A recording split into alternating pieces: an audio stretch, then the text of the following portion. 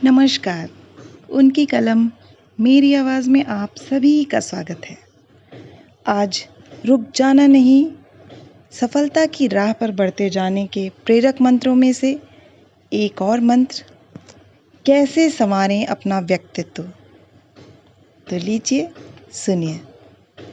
Competition में सफलता की उम्मीद में अपनी किस्मत आजमाने की चाहत लिए छोटे छोटे शहरों की खाली बोर दोपहरों से झोला उठाकर चलने वाले युवा ऐसा क्या करें कि उनकी सफलता की संभावनाएं बढ़ जाएं?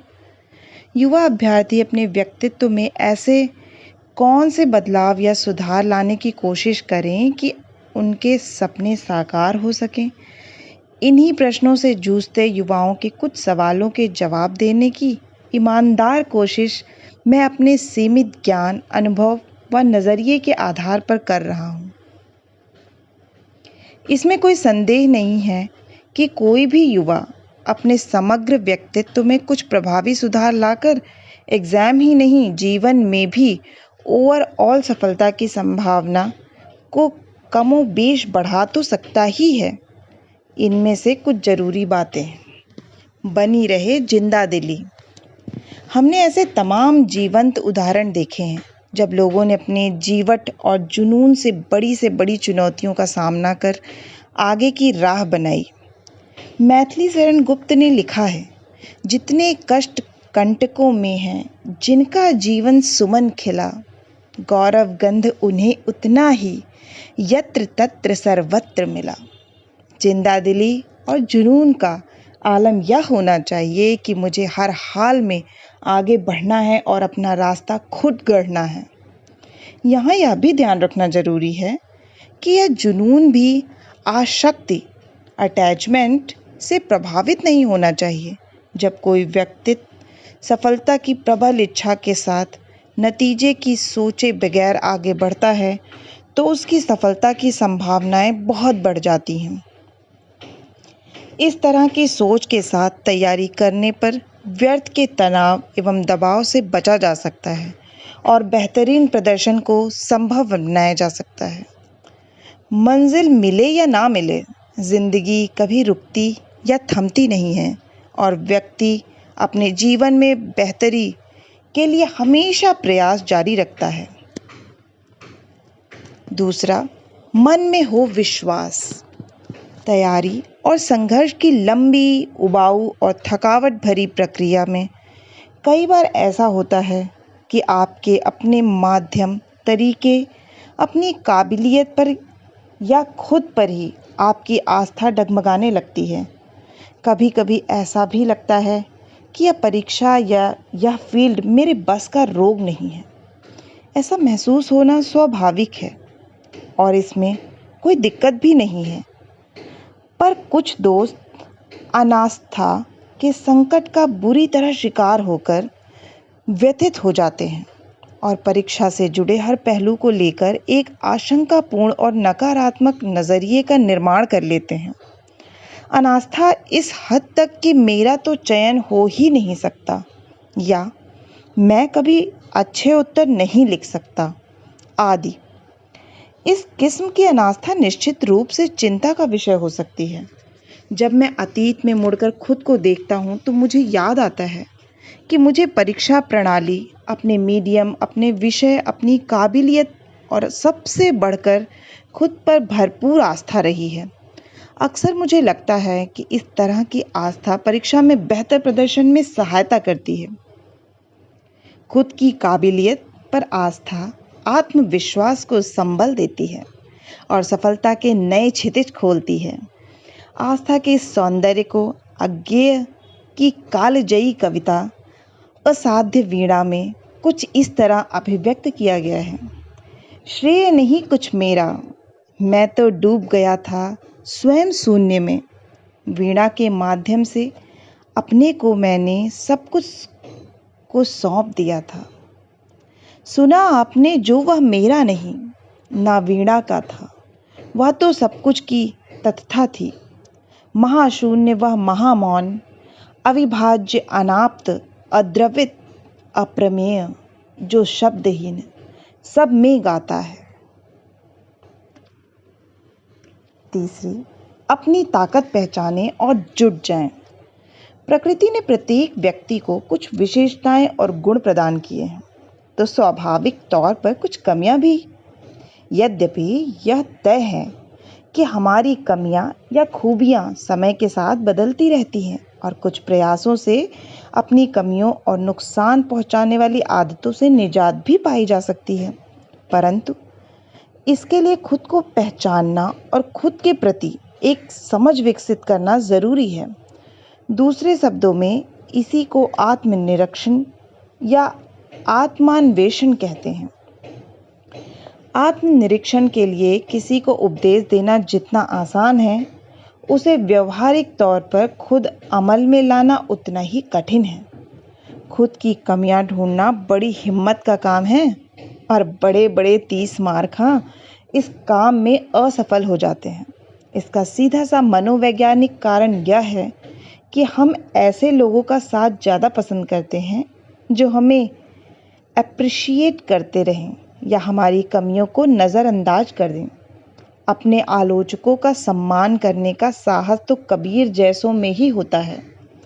निंदक नियरे राखिए आंगन कुटी छवाए, बिन पानी साबुन बिना निर्मल करे सुभाए। कवि दौलत राम ने छह ढाला में श्रेष्ठ व्यक्ति का एक अनूठा गुण बताया है। निज गुण अरु पर अवगुण ढाके, यानी वह व्यक्ति श्रेष्ठ है जो अपने गुण और दूसरों की कमियां छुपाए। शायर डॉक्टर नवाज देवबंदी ने तो यहाँ तक लिखा है, जिससे खुद के भीतर के भी ऐब दिखाई देते हो, जिससे खुद के भीतर के भी ऐब दिखाई देते हों, हमने ऐसा भी एक अपना चश्मा बनवा रखा है। इस तरह यह समझना अनिवार्य है कि हमारे व्यक्तित्व में खुद की ताकत और कमज़ोरियों को पहचानने का हुनर शामिल होना चाहिए। खास तौर पर यदि तैयारी के शुरुआती दौर में ही यह मालूम हो जाए तो अपनी विशेषताओं व गुणों को और निखारा जा सकता है और कमियों पर होमवर्क करके उन्हें काफ़ी हद तक बेअसर किया जा सकता है। चौथा, शानदार जबरदस्त जिंदाबाद। आपने बिहार के एक कर्मयोगी दशरथ माझी की कहानी तो सुनी ही होगी। धुन के पक्के इस शख्स ने अपनी जिद से पहाड़ को चुनौती दी और अकेले दम पर पहाड़ पर छेनी हथौड़ा चला चला कर राहगीरों के लिए रास्ता बना ही डाला। उन पर बनी फिल्म माझी द माउंटेन मैन इस जज्बे को बखूबी बयां करती है। जब भी कोई निरंतर मेहनत में जुटे दशरथ माझी को डीमोटिवेट करने या छेड़कर हालचाल पूछता तो वह यही नारा लगाते थे, शानदार जबरदस्त जिंदाबाद। शिव खेड़ा ने भी लिखा है, winners don't do the different things, they do the things differently. चीज़ों को अलग ढंग से करने वाले विजेता किस्म के लोग दरअसल जो रणनीति अपनाते हैं उनमें निरंतरता, कंसिस्टेंसी या परसिस्टेंस एक प्रमुख तत्व होता है। हमारे आपके बीच ऐसे तमाम लोग होते हैं जो शुरुआत तो बड़ी शानदार और महत्वाकांक्षी ढंग से करते हैं, पर अपने उस जज्बे या चिंगारी को कायम नहीं रख पाते। ऐसे भी तमाम लोगों से हम मिलते हैं जो रास्ते में छोटी मोटी परेशानियों में धैर्य खोकर ढेर हो जाते हैं या परिस्थितियों पर ठीकरा फोड़कर खुद को जस्टिफाई करने, बेदाग निकलने की कोशिश करने लगते हैं। हमें यह समझना होगा कि जीवन के तमाम क्षेत्रों और परीक्षाओं में सफल अभ्यर्थियों के ऐसे ढेरों किस्से हैं जिनमें निरंतरता प्रायः सफलता का एक अनिवार्य तत्व रहा है। आजकल व्यक्ति की योग्यता का आकलन करने के मानदंडों में काफ़ी बदलाव आया है। पहले जहां IQ को ही व्यक्ति की काबिलियत का आधार माना जाता था, वहीं बाद में इसमें EQ, इमोशनल क्वोशेंट का तत्व भी शामिल हुआ और आजकल नियोक्ता अपने भावी अधिकारी कर्मचारियों के PQ, परसिस्टेंस क्वोशेंट का आकलन करना जरूरी समझने लगे हैं। यदि किसी अधिकारी कर्मचारी को कोई प्रोजेक्ट सौंपा जाए और उसका शुरुआती उत्साह व रुचि कुछ दिनों में खत्म हो जाए तो उस प्रोजेक्ट की सफलता की संभावनाएं निश्चय ही कम हो जाती हैं। लिहाजा परीक्षा की पूरी प्रक्रिया के दौरान सतत उत्साह और निरंतरता बनाए रखना सफलता की संभावनाओं को कई गुना बढ़ा सकता है। निरंतरता की इस खूबी की ज़रूरत को रेखांकित करते हुए कवि सोहनलाल द्विवेदी ने लिखा था, जब तक ना सफल हो नींद चैन को त्यागो तुम, जब तक ना सफल हो नींद चैन को त्यागो तुम, संघर्ष का मैदान छोड़कर मत भागो तुम। कुछ किए बिना ही जय जयकार नहीं होती, कुछ किए बिना ही जय जयकार नहीं होती, कोशिश करने वालों की कभी हार नहीं होती।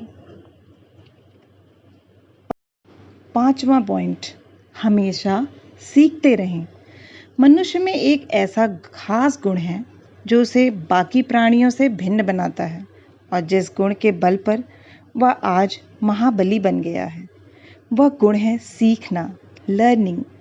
यह इंसान की सीखने की भूख ही है जो उसे निरंतर नए आविष्कार करने, निरंतर आगे बढ़ने और कुछ नया सुधार करने को प्रेरित करती है।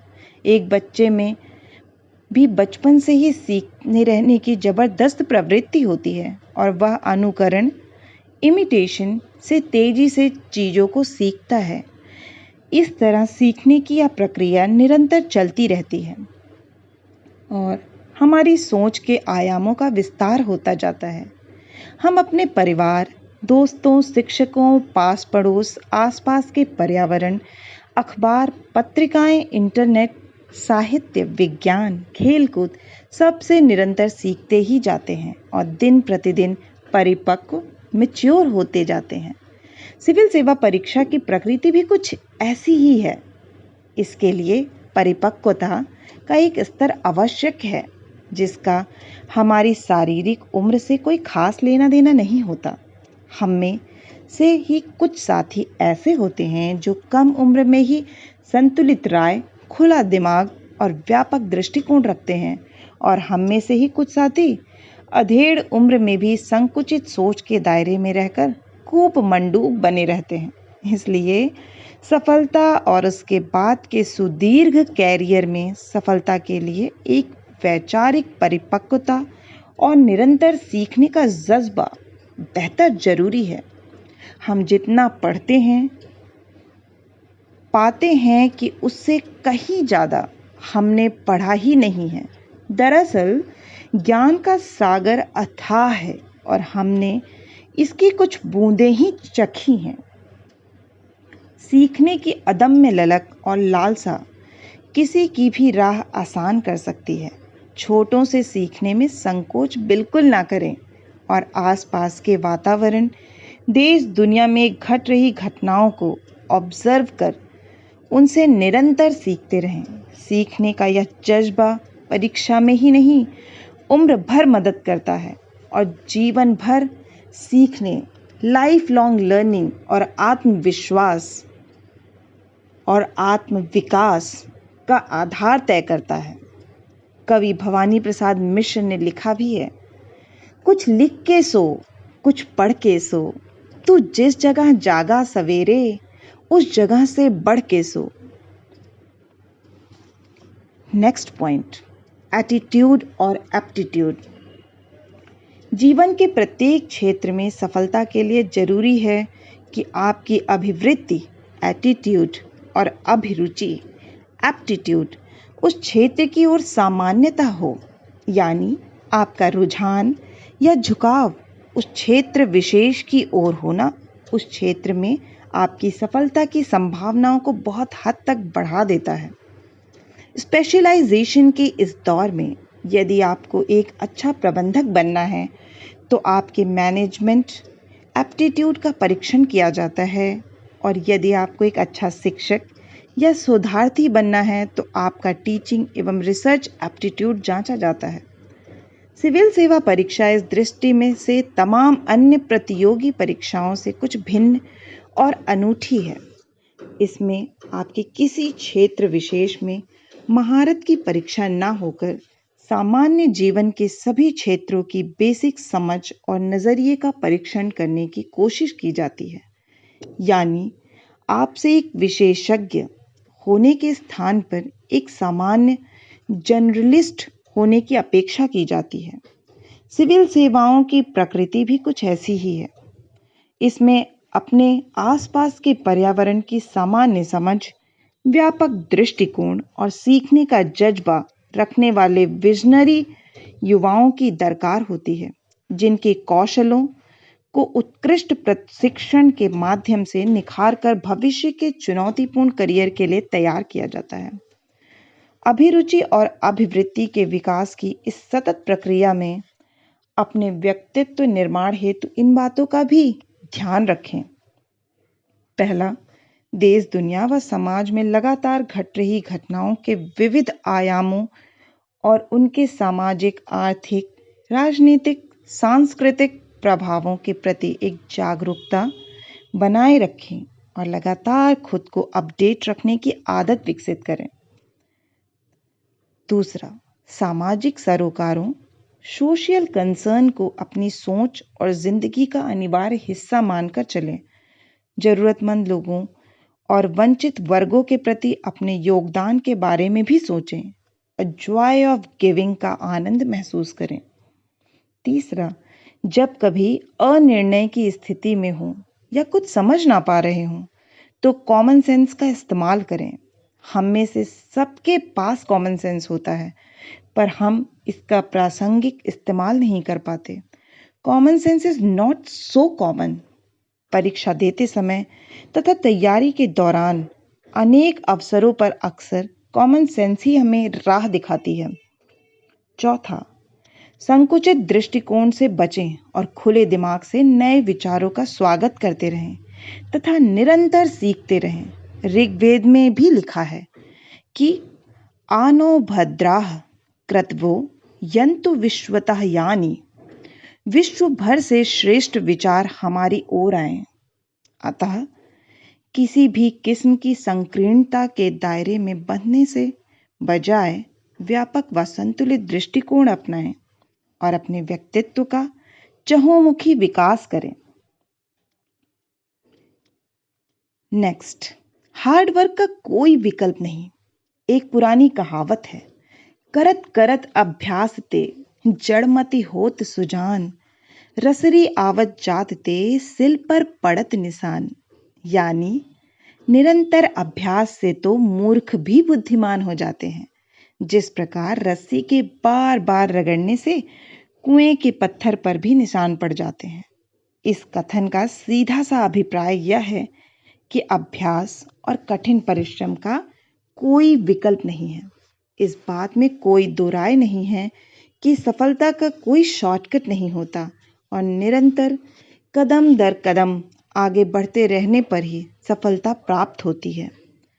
आप में कड़ी मेहनत करने की प्रवृत्ति होना इसलिए भी जरूरी है क्योंकि सफलता की राह और उसके बाद सेवा काल में भी हर मोड़ पर कठिन परिश्रम व चुनौतियों का सामना करना ही होता है। कहा भी जाता है, कठिन परिश्रम का पुरस्कार है और अधिक परिश्रम। कठिन परिश्रम का पुरस्कार है और अधिक परिश्रम। लिहाजा मेहनत करने से कतई ना कतराएं और आलस्य से बचते हुए खुशी खुशी सहज भाव से भरपूर परिश्रम करें। नेक्स्ट पॉइंट, विनम्रता सर्वश्रेष्ठ नीति है। व्यक्तित्व निर्माण की प्रक्रिया में जो विशेषता विकसित करना अपरिहार्य है वह है विनम्रता। विनम्रता एक ऐसा गुण है जो आपको भी खुश रखता है और आपसे जुड़े लोगों को भी खुश रखता है। हम अपने आसपास अक्सर ऐसे साथियों को देखते हैं जो परीक्षा का कोई चरण उत्तीर्ण होने या अपने अच्छे प्रदर्शन पर विचलित हो जाते हैं और जमीन पर पांव भी नहीं रखते। छोटी छोटी खुशियों को जीना चाहिए, पर अपनी छोटी छोटी सफलताओं का गुमान करना या व्यर्थ में इतराना अथवा दूसरों को नीचा दिखाना भला कहाँ की समझदारी है? और फिर हमें गुरूर हो भी तो भला किस बात का? हम जितना पढ़ते जाते हैं पाते हैं कि उससे कहीं ज़्यादा हमने पढ़ा ही नहीं है। अतः ज्ञान एवं सीखने की लालसा बनाए रखें और खुद की लकीर बड़ी कर आगे बढ़ने का प्रयत्न करें। नेक्स्ट पॉइंट, अपने स्किल्स विकसित करें। यूं तो सभी व्यक्तियों की क्षमताएं अनंत हैं, पर हम व्यक्तियों में भेद कैसे करते हैं? हम कैसे किसी व्यक्तित्व को बेहतर या अधिक योग्य समझते हैं और किसी को कमतर? इसका पैमाना होता है उसके व्यक्तित्व में निहित कौशल। मज़े की बात यह है कि हम में से कोई भी थोड़ी मेहनत और लगन से अपने कौशल का विकसित कर सकता है।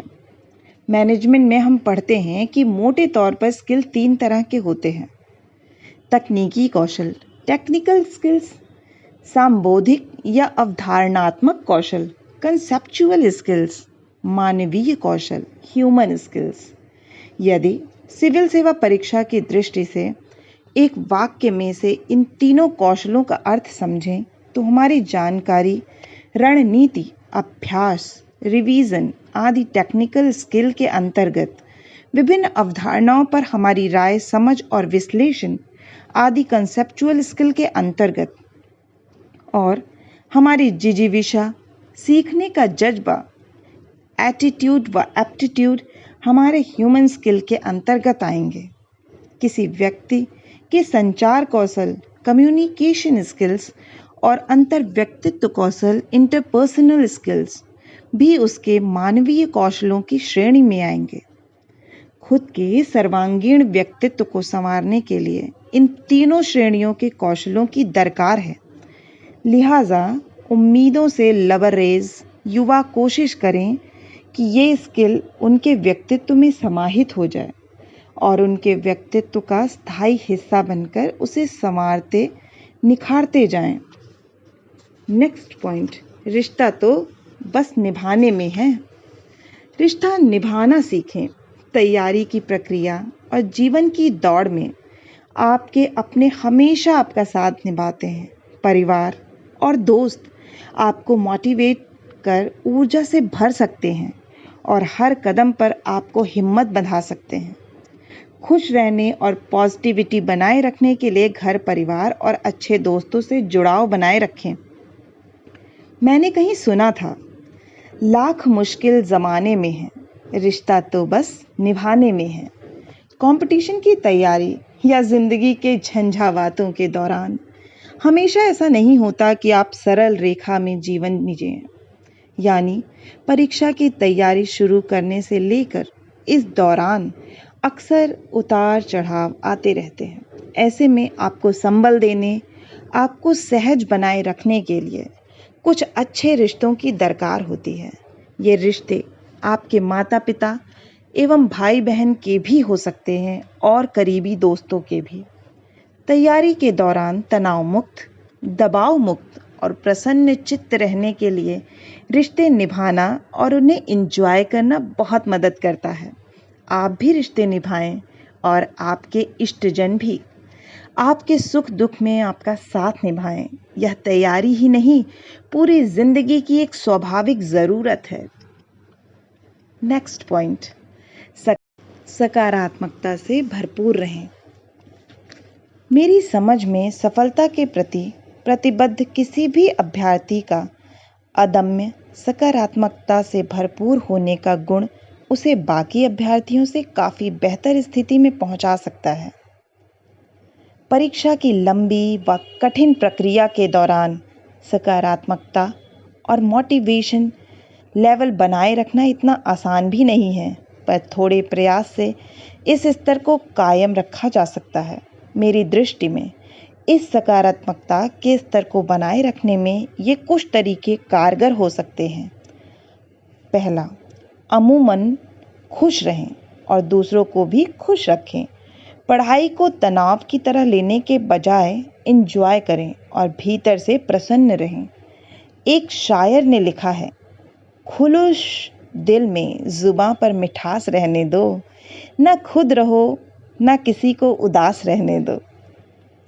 दूसरी, छोटी छोटी खुशियों को सेलिब्रेट करें और आज की खुशी का सेलिब्रेशन कल के लिए आरक्षित ना करें। मेरा अभिप्राय यह है कि ऐसा रवैया ना बनाएं कि मैं तो फलां सफलता मिलने पर ही खुश होऊंगा या सेलिब्रेट करूंगा। जिंदा दिली बनी रहे, इसके लिए ज़रूरी है कि खुश रहने के लिए किसी मौके का इंतज़ार कतई ना करें। तीसरा, किसी से मिलना मोटिवेशनल लगता है और किसी से बात करके निराशा व अवसाद मिलता है। अतः कोशिश करें कि पॉजिटिव सोच रखने वालों की संगति करें और निगेटिविटी से भरपूर लोगों से एक सुरक्षित दूरी बनाए रखें। यानी निगेटिव किस्म के लोगों से व्यर्थ के विवादों में उलझे बगैर अपनी राह पर सकारात्मकता सोच के साथ आगे बढ़ते जाएं। हाँ, समालोचनात्मक टिप्पणी और सुधार के सुझावों का खुलकर स्वागत करें। चौथा, अपनी रुचियां विकसित करें। हम में से हर किसी का रुझान और अभिरुचियां अलग-अलग हो सकते हैं। किसी को खेलना पसंद है तो किसी को नॉवेल पढ़ना, किसी को योगाभ्यास पसंद है तो किसी को सिनेमा संगीत का शौक है। अपनी रुचियों पर बहुत ज़्यादा वक्त ना भी इन्वेस्ट कर सकें पर दिन में 1-2 घंटा तो इन्हें दे ही सकते हैं। ये रुचियां व शौक न केवल आपको खुशी और संतुष्टि देते हैं बल्कि तरोताज़ा एहसास भी कराते हैं। सकारात्मकता बनाए रखने के लिए ज़रूरी है कि छोटे छोटे लक्ष्य बनाएं, छोटी छोटी खुशियों को सेलिब्रेट करें और छोटी छोटी बातों का तनाव न लें। आशा है कि आपको ये सभी प्रेरक मंत्र पसंद आए होंगे और इसने आपके जीवन को कुछ हद तक परिवर्तित किया होगा। अगर आपको मेरा यह प्रयास पसंद आया है तो प्लीज़ लाइक करें। अगर इस चैनल पे नए हैं तो इस चैनल को सब्सक्राइब करें और अपनों के साथ शेयर करें। आप सभी का सुनने के लिए बहुत बहुत धन्यवाद।